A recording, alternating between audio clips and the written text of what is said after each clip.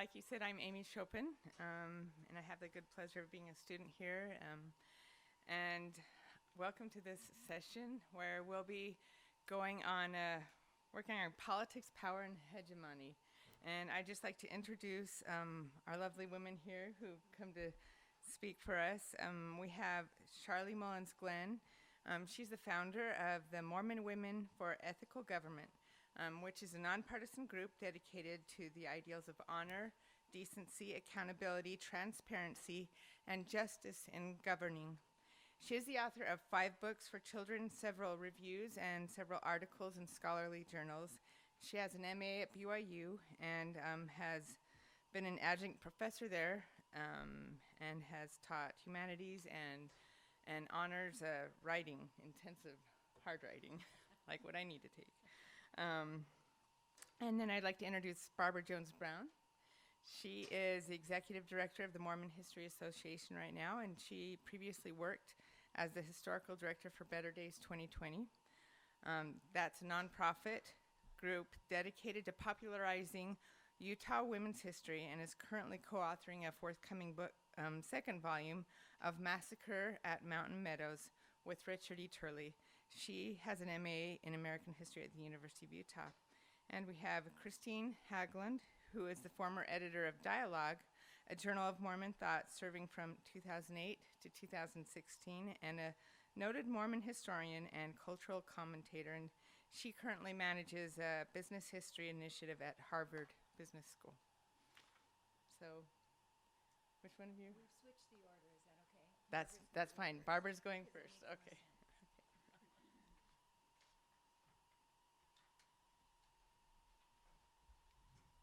Good morning. Charlie and I wanted to switch the order because my talk introduces their presentations. Long enough, O women of America, have your Mormon sisters been blasphemed. So begins Edward Tullidge's The Women of Mormondom, the 1877 book whose title this conference shares.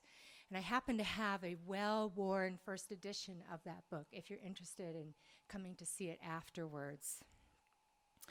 Tullidge, an English convert, author, and publisher, printed the book in answer to an 1874 expose called Tell It All, the story of a life's experience in Mormonism. Published by a prominent Mormon named Fanny Stenhouse shortly after she left the church, the book garnered worldwide attention for its criticism of the Latter-day Saint practice of polygamy. Tullidge said he produced the book in answer to Stenhouse's because she blasphemed against her sisters and the religious system that I have worshipped.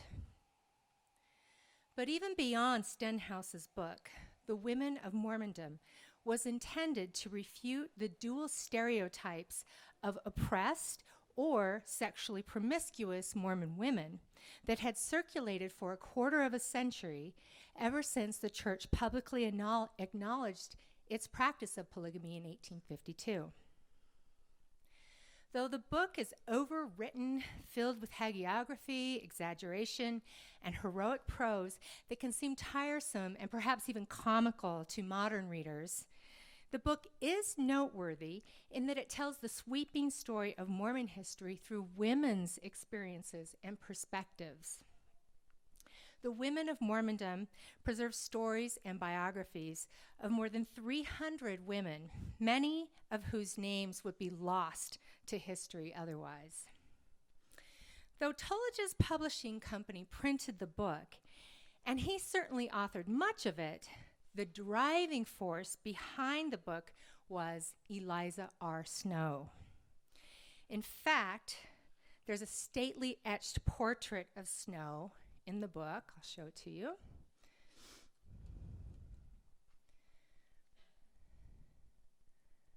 See that? This is the only image that appears in all of the Women of Mormondom. The plural wife of both Joseph Smith and Brigham Young polygamy had empowered Snow. In Utah, her husband, Brigham, called her to be the general president of the Relief Society, a position she held for 21 years.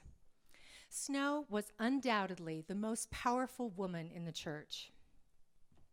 Involved in the Women of Mormondom from its inception, Snow used her prestige to back the book, raising funds for its publication and asking Relief Society members to give her or Mr. Tullidge written accounts of any personal experiences, quote, which they considered strong testimonies upon the principles of the gospel.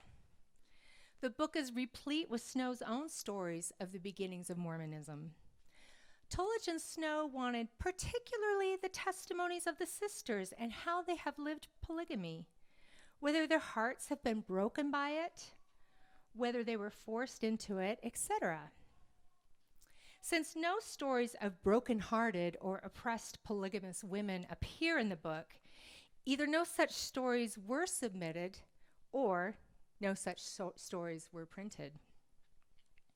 Snow found an able assistant in writing the book in the 46-year-old Emmeline B. Wells, the new associate editor of the Women's Exponent, a twice-monthly periodical produced by Latter-day Saint women. Wells worked on several of the biographies that appear in the Women of Mormondom, including the life story of one of her sister wives, Eliza Ann Whitney. Echoing Eliza, Wells publicly advocated the practice of polygamy, though privately she wrote of her silent sufferings in her second and decades-long plural marriage to Daniel H. Wells, a counselor to Brigham Young in the first presidency. Whatever Emmeline's personal experience in the practice of plural marriage, wrote her biographer Carol Madsen, she was a reliable public defender. Those familiar with the writings of Emmeline and Eliza will hear their voices ringing throughout the book. Historian Claudia Bushman wrote that the Women of Mormondom was the story of LDS women that they wanted told of themselves. I would argue that it is the story that Eliza R. Snow wanted told of LDS women. The book glorifies Mormon women's purity and their Puritan roots. It ennobles Latter-day Saint women as descendants of the Pilgrim founders of the nation, and their being natural successors in the founding of a new civilization in the American West. The Women of Mormondom also places Mormonism and polygamy in the context of a Hebraic or biblical story. Mormonism is no Christian sect, but an Israelitish nationality, the book proclaims. All America is the world's new Jerusalem. Because Mormonism is the restoration of Hebrew Bible culture, the book argues, it was necessary for Mormon women to accept and even welcome the sacrifice of plural marriage, as it was practiced by ancient patriarchs.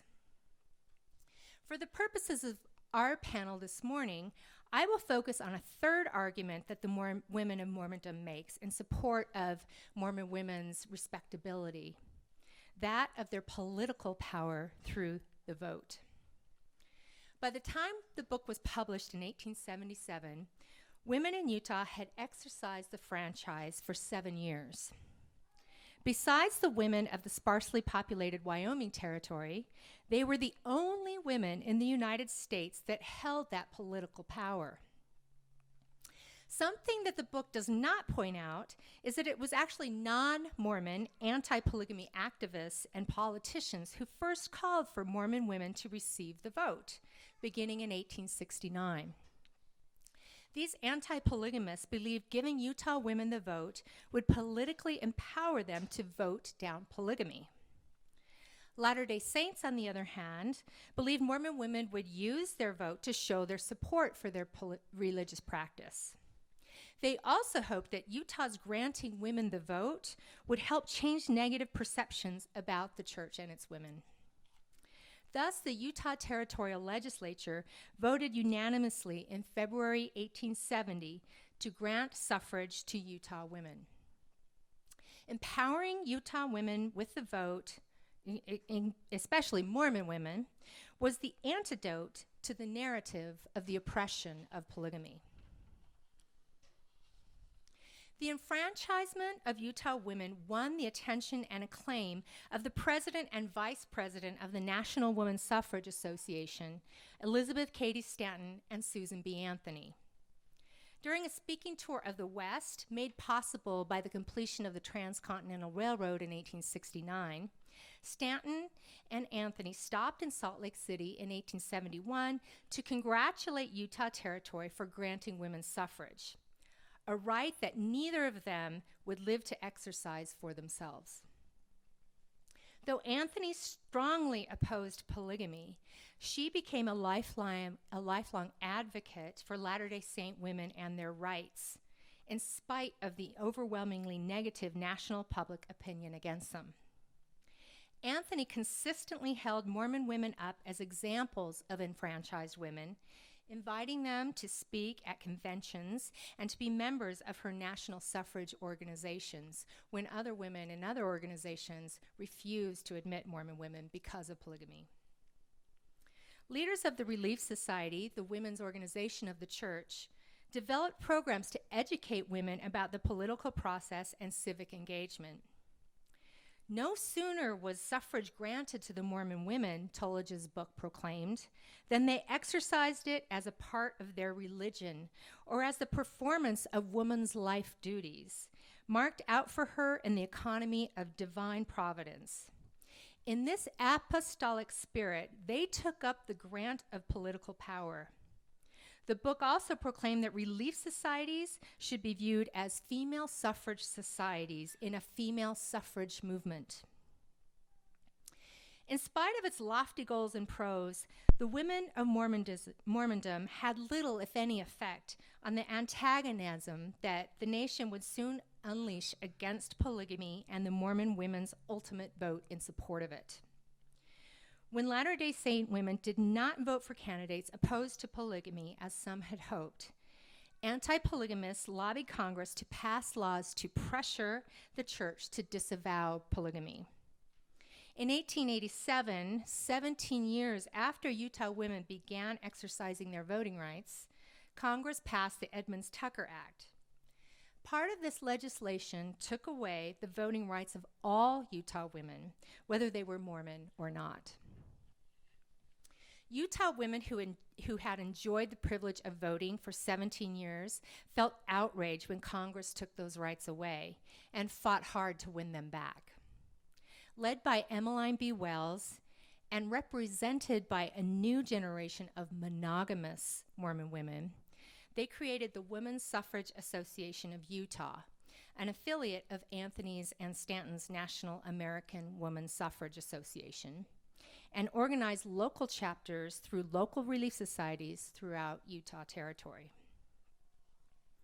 In October 1890, Church President Wilford Woodruff, bowing to all of the federal legislation that was being wielded against the church, officially announced the end of the contracting of plural marriages in Utah. After this official change in church policy, Congress passed the 1894 Enabling Act, inviting Utah to again apply to enter the Union as a state. Utah had applied to enter the Union several times before, but their efforts had always failed, largely because of polygamy. During Utah's 1895 Constitutional Convention, delegates debated whether to include women's suffrage and right to hold public office in the state constitution that Utah would propose to Congress as part of their effort to become a state. In contrast to other parts of the nation, most Utahns supported a woman's right to vote and hold office, even though polygamy was no longer at issue. I believe it is because Utah had seen its women exercising the vote for 17 years with no negative results, and thus there was very little opposition to re-extending political rights to half of its adult population. Both of the national parties newly organized in Utah, the Democrat and Republican parties, supported women's voting rights, and women's suffrage organizations throughout the territory lobbied delegates to include these rights in Utah's constitution. Despite some opposition from a young delegate named B.H. Roberts, the vast majority of the delegates, all of them male, voted to include a clause in the Constitution that granted women's suffrage and right to hold office. And that clause exists in Utah's Constitution today, unchanged. Utah's electorate, then still all of them male, voted overwhelmingly to approve the proposed Constitution. This is years before states in the East were locking women up when they protested for their rights to hold a vote. So Utah was far ahead of the eastern portion of the United States. So Utah women received their voting rights back in 1896 after Congress and President Grover Cleveland accepted Utah's Constitution and granted Utah statehood. People throughout Utah celebrated not only becoming a state, but also Utah women's winning back their voting rights. Utah was the third state in the country to grant women's suffrage, following Wyoming and Colorado. 10 months later, Utahns, including men and women, voted in their first national election. Martha Hughes Cannon, a leading Utah suffragist, physician, and polygamous wife, was elected as the first state senator not only in Utah, but also in all of the United States.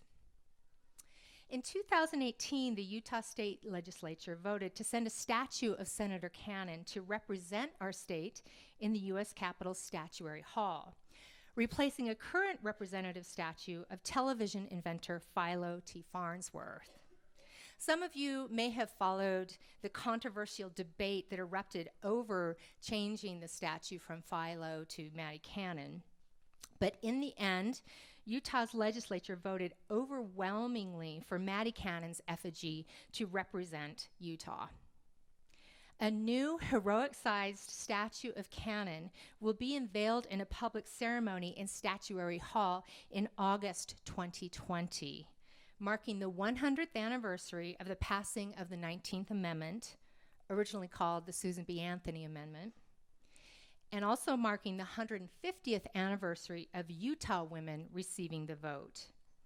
Once again, this is the story that Utah wants told about its women. In sharing this history, my purpose this morning is to start us thinking about stereotypes that Mormon women find ourselves pushing up against today. What are the stories that we want told about ourselves? And who are the mediators of our stories? Today, Mormon women span the globe and are becoming increasingly diverse in our backgrounds, experiences, and views. Is there a common story that we all share? Are all of our diverse stories being shared? And if not, whose are being left out and why?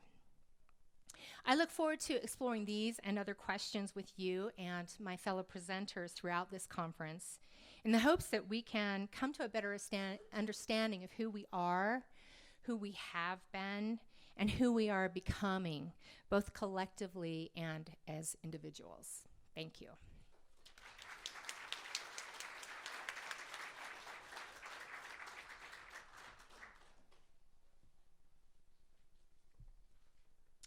Thank you, Barbara. That was fascinating and a perfect segue into my presentation. So, Mormon Women for Ethical Government, Female Grassroots Activism, and Peacemaking in an Era of Extreme Polarization.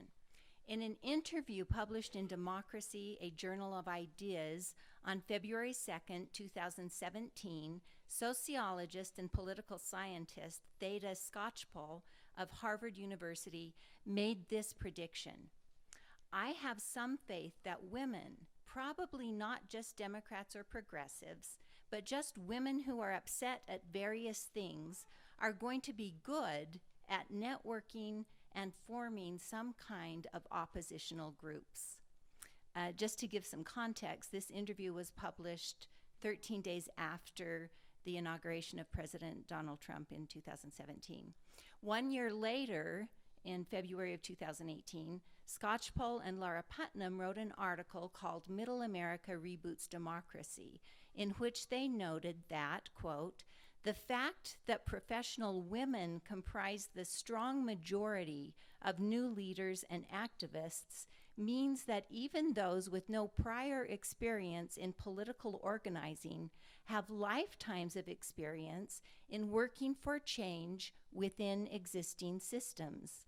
These are individuals who have honed their skills over years of professional and community, and I would add family and religious life, and are now bringing those skills to bear full strength on local political action. Sociologically, what we are witnessing is an inflection point, a shift in long-standing trends concentrated in one large demographic group, women. It is within this larger moment, this movement, this shift, that Mormon Women for Ethical Government was born. In many ways, MWEG reflects the pattern seen in other similar organizations that sprang up after the 2016 election. Grassroots, nonpartisan, based on networking and mobilizing, led by women, many of whom had no former experience with political activism, but brought with them a lifetime of professional and volunteer experience. But in other ways, MWEG is unique, especially in that it is explicitly faith-based. MWEG's 4 core attributes, the non-negotiable fundamentals that define the essence of the organization, are 1, faithful, 2, nonpartisan, 3, peaceful, and 4, proactive. It is the first of these attributes, faithful, that more than anything else makes MWEG a bit of an anomaly. In the words of one of MWEG's senior directors, Jennifer Walker Thomas, quote, I see MWEG as a grand experiment, trying something that I don't really think has ever been tried before. It is a group of people, in this case women, and maybe it is working only because we are women, trying to affect political change and increase dialogue when their shared characteristic and unifying ideology isn't political per se, but instead a common belief in the gospel of Jesus Christ and our identification as members of the Church of Jesus Christ of Latter-day Saints. So our motivations for action are grounded in a desire to do good and reflect Christian principles, and our communications are grounded in a commitment to treat one another with deep kindness and respect as siblings. Incidentally, one other way that I think MWEG is different than most, though not all, other resistance organizations that sprang up after the election and after the inauguration, is that we don't identify ourselves as a resistance group per se. Rather, we are for ethical government, and we see ourselves as being peacemakers. So just a word now about how Mormon Women for Ethical Government came to be. In short, just about as organically as possible. At the time, I was on the board of Segula, the women's literary journal and blog that we'll be hearing more about later today. In the days immediately following the 2017 inauguration, as the executive orders began to fly, the travel ban, immigration crackdowns, more talks of the wall, etc., the online conversations of the Segula board were often more about politics and less about journal business. It was clear that there was widespread and deep-seated concern among the board members. We were appalled by what was happening, but we felt powerless to do anything that would have any kind of real impact. We knew that we could not remain silent, though. Something had awakened within us and could not be lulled back to sleep. And so I made the suggestion that we should set up a separate, closed Facebook group where we could brainstorm and come up with ideas about how we might combine our efforts in order to be more effective. Most of the other board members asked to be added to the group. So later that night, I opened up my laptop and spent the next several hours setting up a closed Facebook group. I called it Mormon Women for Political Action, though within a few days we had changed the name to Mormon Women for Ethical Government. I knew right from the very beginning that we needed to have some definite guidelines in place. It was the divisiveness and the it was easy to see how the anger and the vitriol, so evident everywhere at this time, were only contributing to the divisiveness and extreme polarization of our country. And so we would insist on civility and deep respect in all of our conversations and interactions, believing, along with Dr. Martin Luther King Jr., that darkness cannot drive out darkness. Only light can do that. Hate cannot drive out hate. Only love can do that. And our focus would be ethics.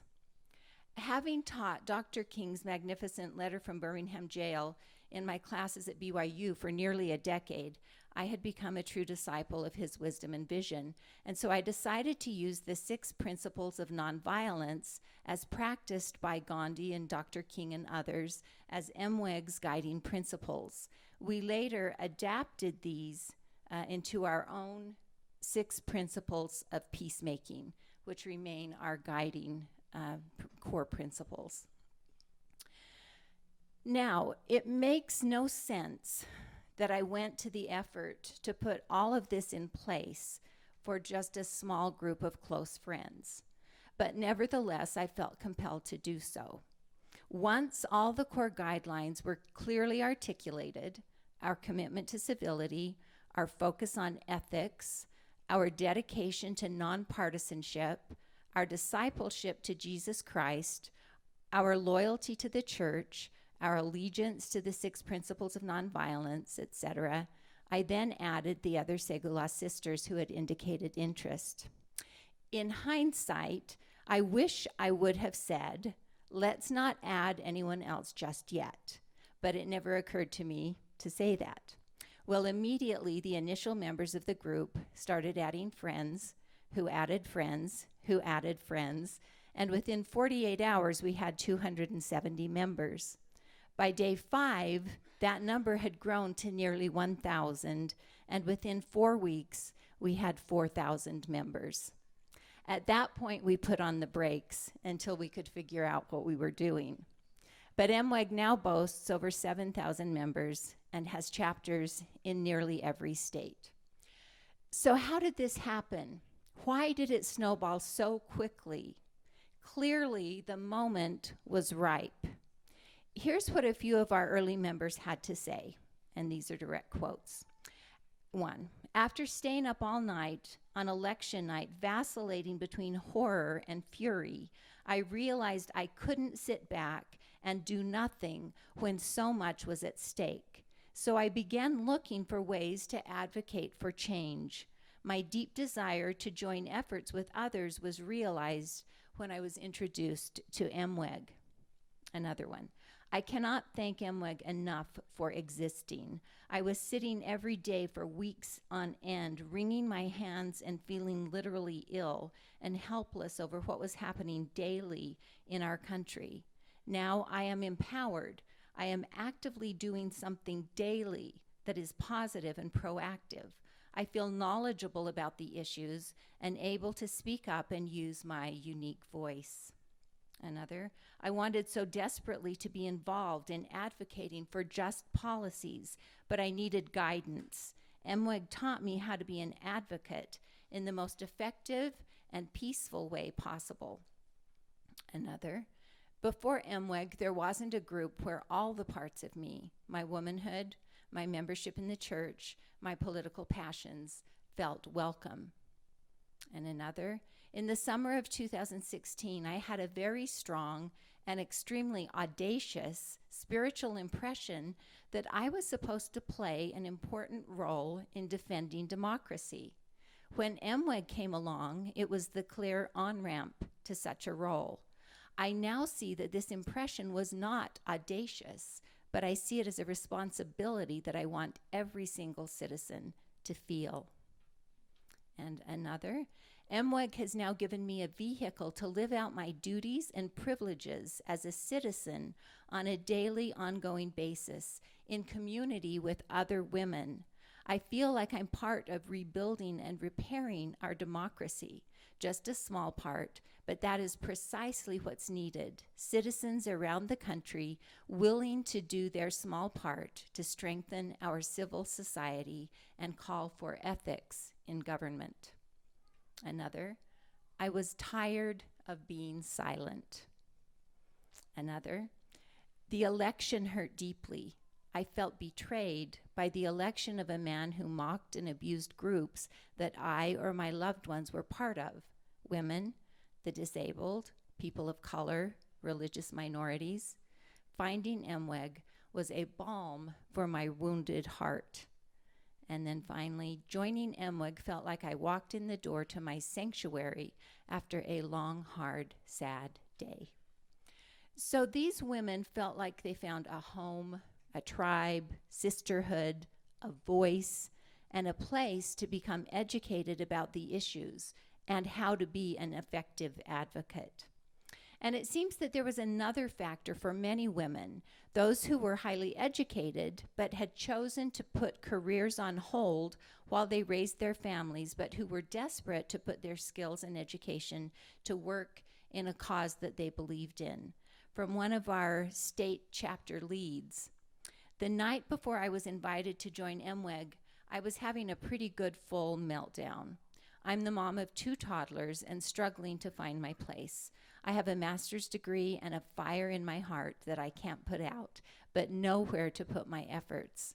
I wept to my husband for hours that night in frustration because I felt powerless to act on my desires to make changes in the world. I also felt like a new path needed to be open to me, and it felt like it would be something to do with politics, but I literally had no open doors, no open windows to my view. The next day, when I received the invitation to join MWEG, I knew that God had answered my prayers in a very personal, powerful way. Thank you for all you have done for us islands in the sea who want to make a difference. And from our creative team lead, this group has given me a renewed feeling of purpose. I love being a mom, but in the months before my friend introduced me to this group, I felt that my talents and skills were becoming stagnant. I missed creating and contributing to society, and I had been praying to Heavenly Father for direction. MWEG answered my prayers. At MWEG, the model is one of individual empowerment. It's about individual women claiming their moral authority and believing that we were created to act and not be acted upon, and that the power is in us. Rejecting the corporate, hierarchical, and patriarchal top-down organizational model, MWEG is structured around the idea of a tree: organic, cooperative, synergistic. The roots of the MWEG tree, our 4 core attributes, faithful, nonpartisan, peaceful, proactive, are each overseen by a senior director, as are the 4 major limbs, which represent our 4 broad objectives: to encircle, to educate, to empower, and to engage. The trunk of the tree houses our internal support teams, which are also overseen by directors. An executive director acts as master facilitator. Chapters and committees form the branches of the tree, and each individual member is a leaf, gathering light and producing life-sustaining oxygen. Using this model, and with the engagement and energy of our 7,000 members, MWEG has been able to have a measurable and significant impact, both internally among its own members and externally with its advocacy and lobbying efforts. Although not sought for, MWEG has garnered a surprising amount of national attention and has received hundreds of thousands of dollars of earned or free media, with coverage in such outlets as the New York Times, the Washington Post, NPR, the BBC, Time Magazine, Psychology Today, the Washington Examiner, CNN, California Magazine, the Huffington Post, and many others. No doubt in part because of the curiosity factor, working at Mormon women speaking out and thus working against those stereotypes that Barbara referred to. As a 501c4 organization with an affiliated 501c3 arm, MWEG's mission is to inspire women of faith to be ambassadors of peace who transcend partisanship and courageously advocate for ethical government. Our members are both watchdogs and activists whose advocacy is guided by tenets of our faith that motivate us to safeguard and enhance the legitimacy of our democratic institutions and principles, confront corruption and abuse of power, and insist upon transparency and accountability, and 3, ensure that laws, regulations, policies, and government actors protect the fundamental human rights and dignity of all God's children. So I'm just going to go through some slides here. MWEG has hosted rallies and press conferences and prayer vigils, participated in voter registration efforts, hosted voter preparation gatherings and candidate nights and rethink tank discussions, lobbied on both Capitol Hill in DC and in state legislatures, attended summits and commissions at the UN, issued hundreds of calls to action, successfully advocated for families and individuals being targeted for unethical deportations, written thousands of letters, postcards, and emails to members of Congress, both hosted and attended conferences and summits, sponsored and participated in numerous bridge building events, and reached over 96 million readers through its op-eds, press releases, and official statements. I can't tell where I am on my slides. Oh, okay, back. Okay. But arguably, the most important work that we've done is non-quantifiable. It's happened quietly in the individual lives of women who are picking up their phones and calling their elected representatives for the first time in their lives, who are writing op-eds and letters to the editor, who are attending rallies and setting up meetings at district offices of their members of Congress, who are hosting voter education events, who are serving as chapter coordinators or committee chairs, who are helping register their friends and their neighbors to vote, or even deciding themselves to run for political office. As one of our members put it, we are not a flash in the pan group. We have found our voices, and you will be hearing from us for decades to come. There is no going back. Mormon Women for Ethical Government, then, is decidedly part of this inflection point, this shift in longstanding trends identified by Scotchpole and her colleagues.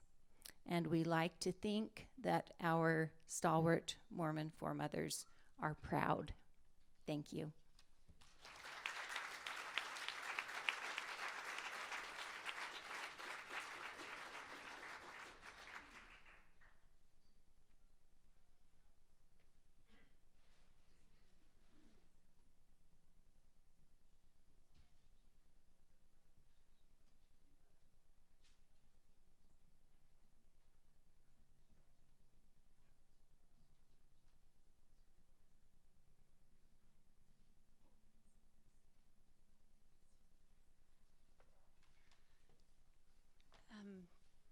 Good morning. Those of you to whom Amazon serves up the same algorithmic goodies as it does to me, which is probably most of you, will recognize that my title comes in part from Rebecca Traister's book, Good and Mad. The genesis of this talk grew out of a conversation that I had with Boyd right around the time of the Brett Kavanaugh confirmation hearings. Many people were remarking in the media that anger worked in gendered ways, that Christine Blasey Ford could not possibly have shown anger in those hearings, whereas Brett Kavanaugh's anger worked to show or prove his righteousness. Boyd and I talked about what happens with anger in Mormonism, where really nobody's allowed to be angry, right? I thought about trying to get a small quartet to start this session with "School Thy Feelings, Oh My Brother," right? No one is allowed to be mad in Mormonism. So what does that mean? It turns out, of course, that people always have been mad in Mormonism, especially women.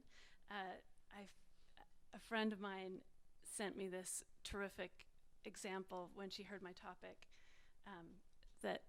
from George Albert Smith, who talked about when the temple was first erected in Nauvoo and they were doing washings and anointings, and he said that Joseph told us to wash ourselves, and that almost made the women mad. And they said, as they were not admitted into the temple while this washing was being performed, that some mischief was going on, and some of them were right huffy about it. He knew that Mormon women were mad. Even that is hard to imagine today, even in such cute terms as right huffy, right? It's hard to think about Mormon women's anger being known. It wasn't always like this. One of my favorite episodes in church history is from January of 1920, when Susie Young Gates and Amy Browne Lyman were in President Heber J. Grant's office having a discussion about how to continue doing social work in Utah and the surrounding Mormon regions. And Amy Lyman had been trained in professional social work and thought that the church should adopt these professionalized methods. Susie Young Gates wanted to keep doing things the way that they had always done.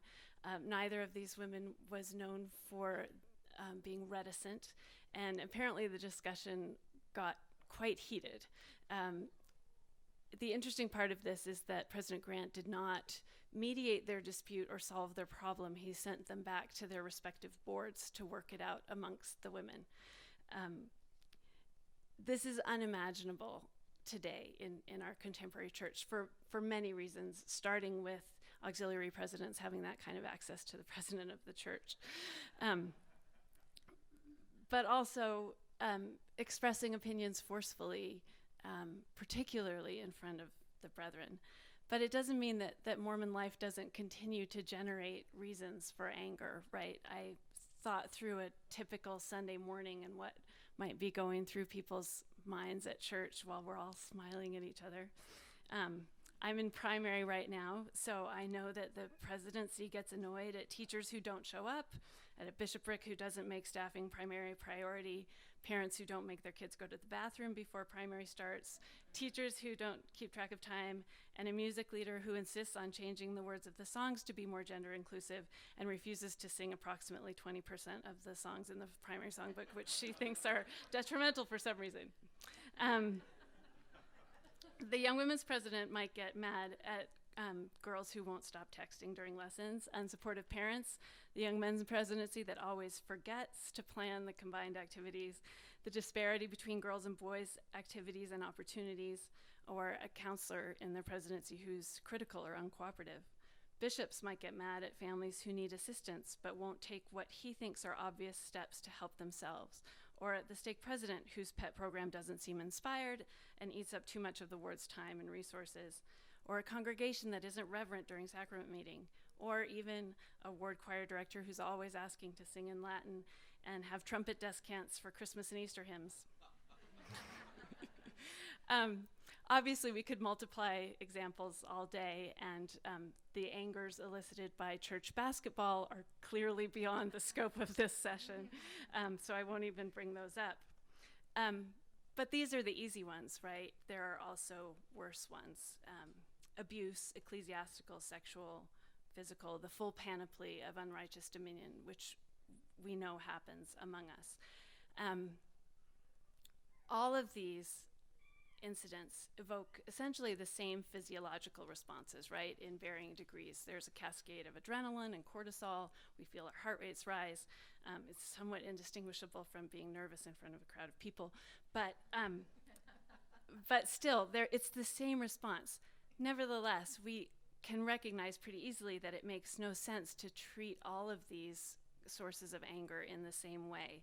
And yet, Mormonism has exactly one institutional and culturally approved response to all of these kinds of anger. Right. I had a long-running conversation with an excellent therapist of mine who wanted me to sort of acknowledge my own anger. And I kept saying, no, I think you can train yourself not to be angry. You just teach yourself over time to not get angry. She's a Buddhist, and her feeling was that you can control the expression of your anger, but the emotion comes unbidden and is essentially uncontrollable. And we had this debate for a long time, and then she went to see the Book of Mormon musical, and she came into our next session. She said, I get it. I finally get it. You weren't kidding. I was like, no, I wasn't kidding. This is really how we deal with anger in our culture.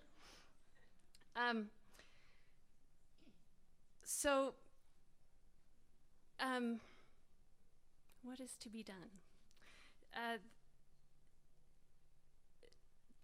We don't have any mechanisms for appropriate anger. As I was reading Rebecca Traister's book about the power of women's anger in the political sphere and of organizing and protesting and marching, I thought, yeah, and then I was like, none of that works in Mormonism, not any of it. There are occasional episodes where Mormon women are able to make their voices heard. I think the ordained women's first action, public action, was not angry, or it may have been born out of anger, but it wasn't angry at the time that it happened. It was moving, and it affected change. There have been occasional public expressions of righteous anger, but they're extraordinarily costly for the women who participate in them. They are punished and ostracized, and they're also costly for the women who endure the backlash to those actions.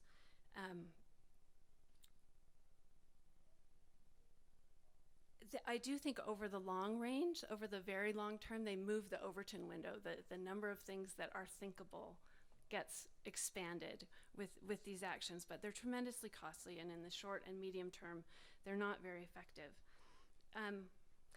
And maybe this is where the historical example of Susie Young Gates and Amy Lyman in President Grant's office is instructive. President Grant did not solve their problem, and indeed I think he could not have. It's possible that church hierarchs cannot give Mormon women what they want. I'm thinking about the recent announcement of changes to the temple ceremonies. Literally within minutes of those changes being announced, there were arguments amongst Mormon women, including my friends, about how to respond. I was myself responsible, partially, for censoring the opinion of one of my dear friends and sisters because I thought that her tone wasn't right for the moment, or that the timing wasn't right. I'm still not sure about that decision, but I wish that there were time more often to consider how we respond when we are thrown back, when someone else's forceful expression of feeling, for instance, confronts my sort of temperamentally cautious and careful approach, Scandinavian maybe, to warm emotion. And we don't think or talk about those things. I think that instead of directing our anger at distant patriarchs who are unlikely to hear or respond to us in anything other than geological time scales, we might do better to start trying to build our own inclusive and just institutional structures among women. I think MWEG is a prime example of trying to build a kind of community where anger can be expressed productively. It's not uncommon in the history of the church for women to invent things like primary, relief society, grain storage systems, a children's hospital, a version of scouting adapted to Latter-day Saints, all of which the church ultimately adopted and made official, usually without acknowledging, appreciating, or rewarding the women's efforts. So it would be good for history not to repeat itself exactly in these ways. But we could go about inventing our own and modeling the kinds of community that we would like to see. There's no reason that Mormon women couldn't get to work on some of the major problems facing the church: racism, material inequality, political and ideological divisions, failure to integrate with our broader communities, while modeling the difficult form of discipleship that allows the kinds of connection across difference that can risk anger. It seems like it shouldn't be so hard, right? Mormon women, even from radically different backgrounds, have many ideas and a guiding philosophy in common. The song starts, "As sisters in Zion, we'll all work together." That's just the first line. It should be easy. But it isn't. It's very hard. And one of the essays that Rebecca Traister drew on in writing her book is from Audre Lorde, whose old essay, The Uses of Anger, talks about angers among and between women, and feminist women in particular. My slides are out of order here, so I'm going to skip ahead of one. She notes that anger between women who are a lot alike, that those angers are the most painful. She's speaking of it specifically in the context of Black women speaking to each other. So I'm cautious about extrapolating from that context, but I do think that the general principle holds, that it is often people whom we are most like, in whom we are most profoundly disappointed, and at whom we are therefore most angry. She describes anger as a grief of distortion between peers. And I cried when I read this, because I remembered all the times in the last few decades when I have wept tears of hot rage, and every time it was among my dearest friends.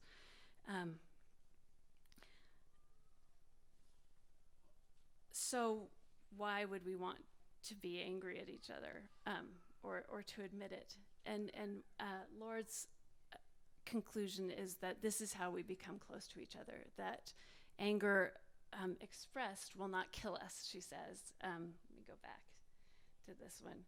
Anger expressed and translated into action in the service of our vision and our future is a liberating and strengthening act of clarification. It is loaded with information and energy. Social scientists confirm this hypothesis. A recent issue of The Atlantic has an article based on the work of a 1977 survey of a small town in Massachusetts about the residents' anger. And it turned out in this study that, let me just read it in this author's words.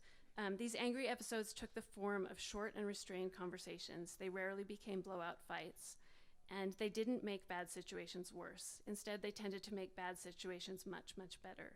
They resolved rather than exacerbating tensions. In the vast majority of cases, expressing anger resulted in all parties becoming more willing to listen, more inclined to speak honestly, more accommodating of each other's complaints. People reported that they tended to be much happier after yelling at an offending party. That doesn't seem terribly surprising. They felt relieved, more optimistic about the future, and more energized. Anger is filled with information and energy. And if we could share it, we might find ourselves closer to each other, more intimate, and more able to understand each other. There's a reason why makeup sex is a thing, right?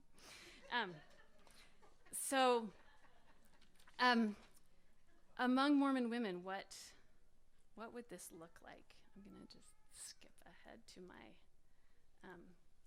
my decalogue. This is from Traister. She points out that we should have differences and that we shouldn't be surprised by them, and that it is in other people's interest to suggest that women's anger at each other is divisive and unmanageable. She says, the women's movement is a movement not of an oppressed minority, but of a subjugated majority. Majorities, by their nature, are bound to include groups with varying and warring priorities and goals. By dint of size, a majority has the power over a minority unless its foundations are eroded. I don't want to suggest here that that the Mormon Church as an institution is deliberately or maliciously manipulating women's anger against each other, but I do think that that happens and that it does not serve us. So here are some ways we might start to be good and mad. This one comes out of the blue, I'm sorry, but work to love your own body and voice. This, it seems to me, is the source of the first and primal division among women. When we are divided against our own bodies, our own selves, there's no way that we can make common cause with others. We'll be busy judging and competing and comparing. And I think that that women's bodies are an arena where all of these hatreds and resentments get played out in incredibly unproductive ways. Next, distill anger into criticism. And what I mean by that is,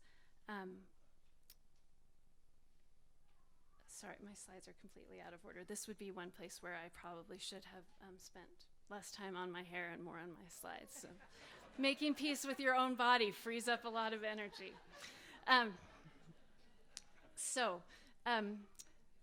This is a quote from Jacques Barzin, of all people, a sort of conservative cultural critic from decades ago. But this was one of my father's favorite and most helpful bits of advice. He said, resentment and indignation are feelings dangerous to the possessor and to be sparingly used. They give comfort too cheaply.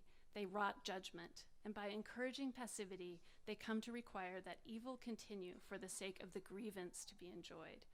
Criticism, on the contrary, aims at action. True, not all objects can be acted on at once, and many will not be reshaped according to desire. But thought is plastic and within our control, and thought is a form of action. To come to see in the light of criticism a situation as different from what it seemed to be is to have accomplished an important act. So anger that stops being inchoate, that becomes articulate and pointed at the source, at where the difference can be made, can be productive and useful. Next, be angry episodically, not constantly.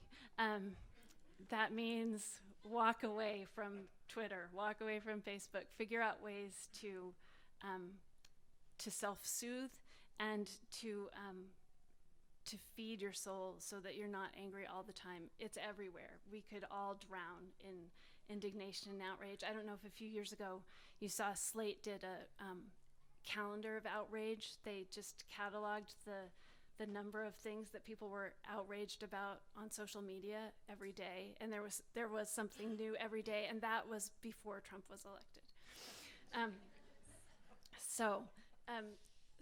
Related to that, be angry at people you can see and speak with, or yell at if necessary.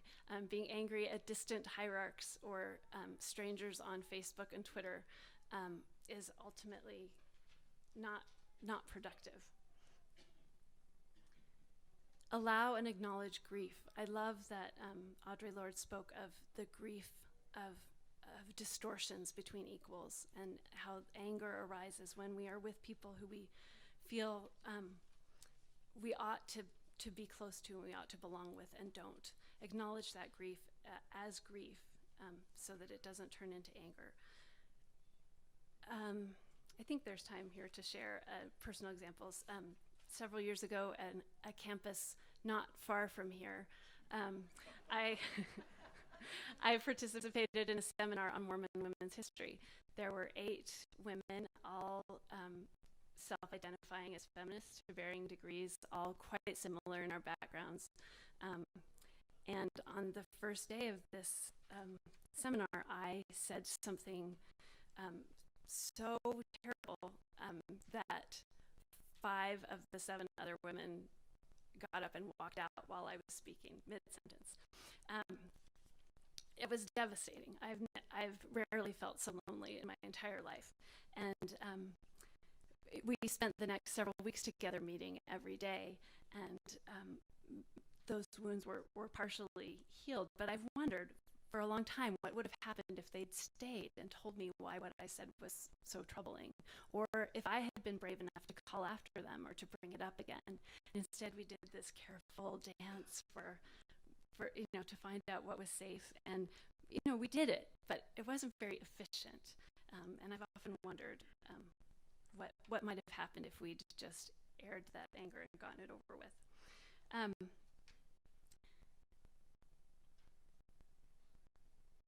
Be aware of who's in the majority and who's in the minority. So as women in the church, we're probably slightly in the majority, certainly among active members.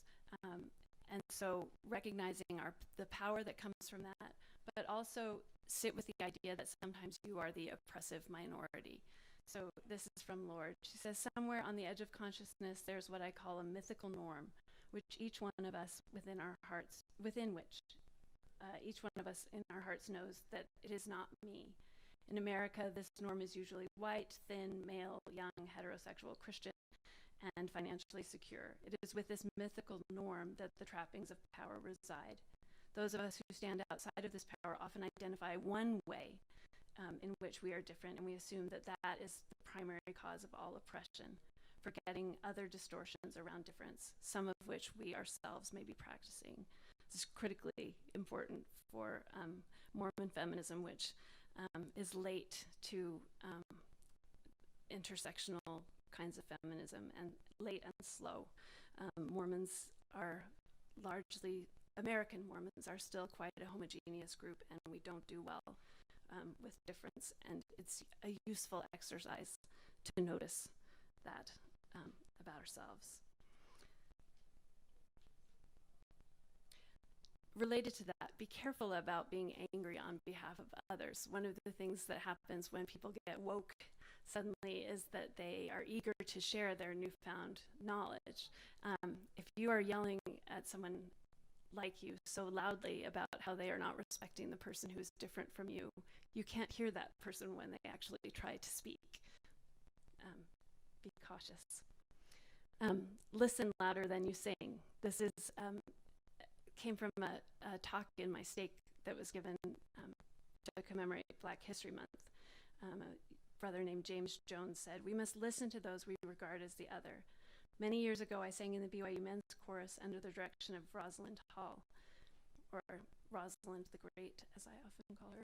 A common word of advice she gave us was to listen louder than we sing. Being able to hear those around us puts us in a better position to blend with each other, which consequently makes us a better sounding choir. How much better would we be as a church if we listened louder than we sang?"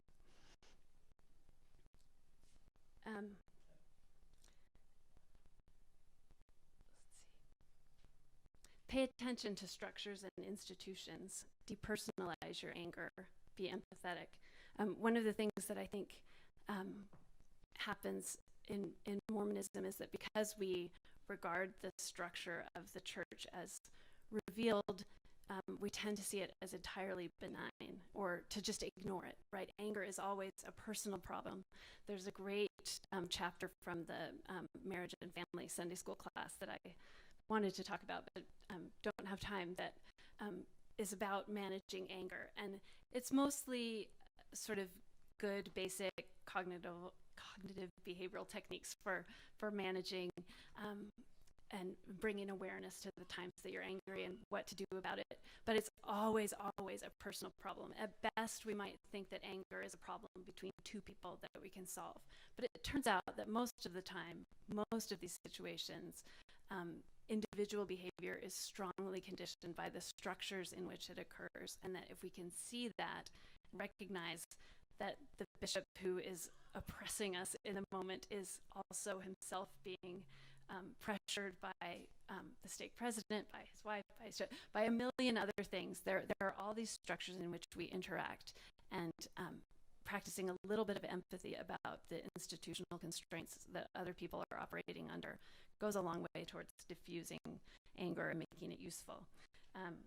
I thought in this context of David Foster Wallace's great talk, This is Water, where he talks about waiting in the grocery store line and thinking of all these stupid people in front of me who are in my way, or being out on the highway and this obnoxious SUV driver that's going too fast in the whatever, that if we reframe that and begin to think about all of these other people as people who are hungry, tired, maybe racing someone to the emergency room, maybe struggling with who knows how many other things while they are in that grocery line, that if we can stop to take ourselves out of the center of our own experience for a minute, that we will radically reframe our experience. Finally, love your enemies, and note that there probably aren't very many of them. If we practice the kind of radical empathy that David Foster Wallace and Jesus suggest, we will discover that most of the time people are not our enemies. I read this quotation from Audre Lorde earlier, saying that anger expressed and translated into action in the service of our vision and our future is liberating and strengthening act of clarification. And there's an ellipsis there, and now I want to fill in the ellipsis. She says, for it is in the painful process of this translation that we identify who are our allies with whom we have grave differences and who are our genuine enemies. Anger is the right response to injustice. The scriptures are full of righteous wrath, both divine and human. Our cultural conditioning to be nice, to avoid conflict at all costs, is in fact extraordinarily costly. It divides us from each other. It keeps our connections shallow. It pushes us to scapegoat those brave enough to speak up. And it teaches us that our own comfort is somehow a useful ethical guide. It is not. If we are brave enough to articulate the angers that arise from the grief of distortions between Mormon women, we will discover that we are surrounded not by enemies, but by allies with whom we have important and life-giving differences. Thank you.